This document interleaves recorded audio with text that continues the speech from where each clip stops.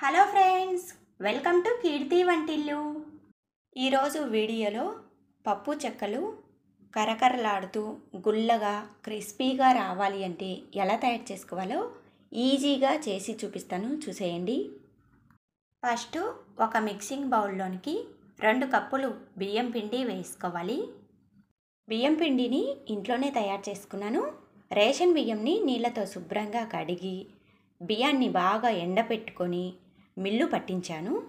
బియ్యం పిండి వేసుకున్న తర్వాత 1/2 టీ స్పూన్ పసుపు, పిండికి సరిపడినంత ఉప్పు వేసుకోవాలి. 1 టీ స్పూన్ కారము, 1 టీ స్పూన్ జీలకర్ర, 4-5 రెమ్మలు కరివేపాకును సన్నగా కట్ చేసుకొని వేసుకోవాలి. 2 టేబుల్ స్పూన్లు డాల్డా కరిగించుకొని వేసుకోండి. డాల్డాకి బదులుగా నెయ్యి కానీ, వెన్న కానీ, బటర్ కానీ వేసుకోవచ్చు. 2 టేబుల్ స్పూన్లు నానబెట్టిన పచ్చి శనగపప్పును వేసుకోవాలి. ఇలా అన్నీ వేసుకున్న తర్వాత ఒకసారి పిండిని బాగా కలుపుకోవాలి. పిండిని ఇలా బాగా కలుపుకున్న తర్వాత గోరువెచ్చని నీళ్లు కొద్ది కొద్దిగా పోసుకొని పిండిని చపాతీ ముద్ద కంటే సాఫ్ట్గా ఉండేలా కలుపుకోవాలి.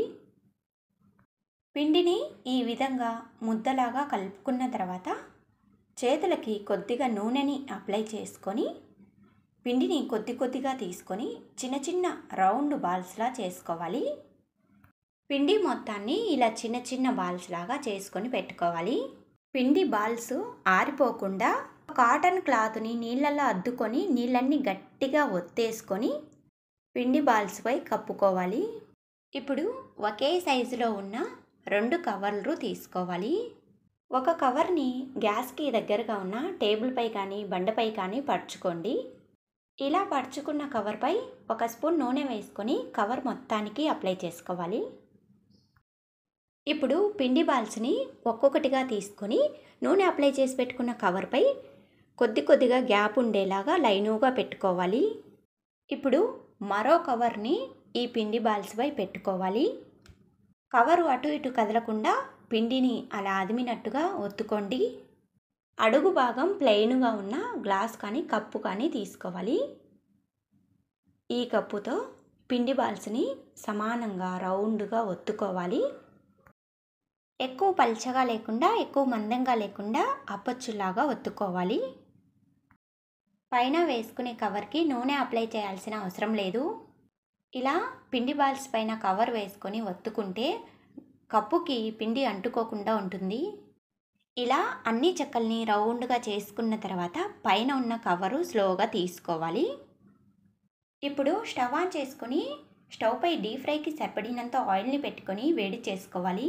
ఆయిల్ బాగా వేడైన తర్వాత స్టవ్ని మీడియం ఫ్లేమ్లో పెట్టుకోవాలి. ఇప్పుడు చెక్కలని ఒక్కొక్కటిగా ఆయిల్కు సరిపడినన్ని వేసుకోవాలి. ఒక చెక్క ఆయిల్లో వేసిన వెంటనే అది పైకి తేలుతూ వస్తుంది. అలా పైకి తేలిన తర్వాత మరొకటి వేసుకోవాలి.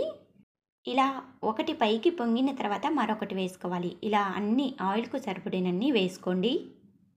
చెక్కలని ఆయిల్లో వేసిన వెంటనే కలుపుకోవద్దు. అవి కొద్దిగా ఫ్రై అయిన తర్వాత మరోవైపుకు తిప్పుకొని ఫ్రై చేసుకోవాలి. చెక్కలు ఫ్రై అవటానికి కొద్దిగా టైం పడుతుంది.